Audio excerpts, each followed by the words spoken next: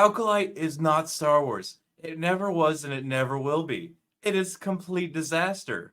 But maybe, just maybe, it has something to do with them not wanting to fail GLAAD's 2023 Studio Responsibility Index. Like Lionsgate, developing new story spark tools to improve diversity and inclusion efforts.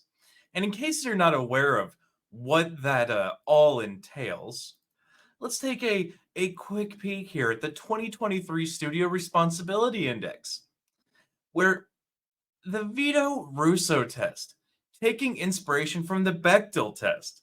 And in case you don't know what the Bechdel test was, it was a fucking joke. It was literally a joke to make fun of these studios for doing stupid stuff, but they entirely rely on it. That's why movies are so terrible. They're literally a joke that they're taking too seriously. These people don't understand humor. But jumping back to this, the film contains a character that is identifiably lesbian, gay, bisexual, transgender, or queer. The character must not be solely or predominantly defined by their sexual orientation or gender identity, i.e., they compromise the same sort of unique character traits commonly used to differentiate. Fuck, words are hard today.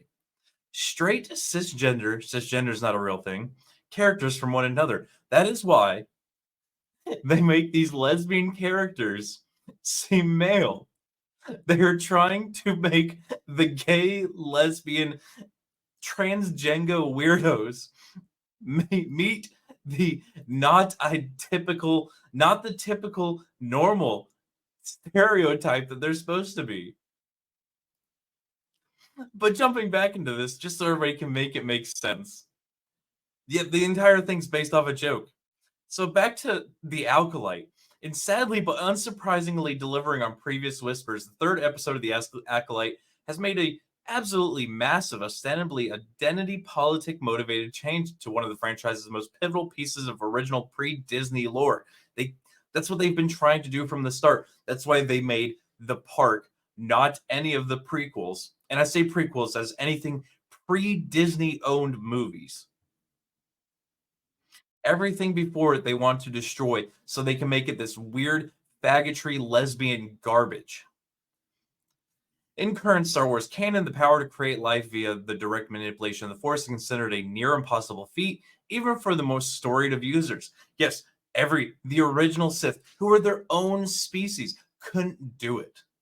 Because every Sith since then has been trying to copy what the Sith could do in the previous days. But no, that's not how it works anymore. That's where we got have you ever heard the tragedy of Darth Plagueis the Wise? The one that everybody memed because it was memeable, but it was good for the movies. Or Palpatine, blah blah blah blah. So jumping to modern day, but regardless of this bit of fun from EU trivia, thanks to the Acolyte showrunner Lego head Leslie Headland, Plagueis is no longer the first Force user to manipulate the universal life energy to create life. Instead, that honor now belongs to the newly introduced leader of an unknown band of Force-sensitive witches, who are, for some bizarre reason, aren't Night Sisters because sure, Disney, why not? Mother and Isaiah, as portrayed by the actress Jodie Turner-Smith, because it has to be a black woman, because if we refer to the Vito Russo test that's based on a fucking joke, you gotta match the diversity, the alphabet transgender nonsense. But jumping back to the article here, as detailed in the show's third episode, decades before Plagueis even began his study of the Force, which is kind of at the prime time of the Sith, but whatever, or right after. It's kind of after they spread out, because it's after the Old Republic. It's a long timeline. I'm not delving into it. We're going just after the Acolyte and how stupid it is. Anastasia used it to bring to life two embryos within her fellow witch mother, Coral, the pair of which would soon after be birthed into the world as a series protagonist, May and Osha, which are the main characters of this. So quite literally, they're saying two lesbians scissored hard enough with the Force to create a child. What the fuck is this? uh, you can't. I want a different timeline, guys. So there he has it. Lesbian space witch covens being given credit for a lore impactful act originally done by a powerful male character beloved by the fans in the franchise's pre-Disney audience. The Force is female indeed. No, the Force is dead. Star Wars is dead. This is not Star Wars. There's been nothing Star Wars that's come out of Disney. This is absolute trash. You have two absolute retarded characters force scissoring each other until they create a child. Oh, by the way, they're both female. They magically force scissored their. This is why I don't cover Disney Star Wars stuff, because it ends up like this, where I'm just going to make fun of it to the point where I say something stupid on YouTube, and YouTube says, "Nope, channel gone," because that is absolutely how ridiculous this new Star Wars is. It makes zero sense. You've got two diversity hires. One is a black woman, which doesn't make fucking sense, scissoring with an alien to use the Force to inject Force jizz to create two more female Star Wars characters who are going to be badass and do all the badass things. This is why nobody actually watches the show. That's why all the numbers are fake. And that's why Disney's lost $11 billion.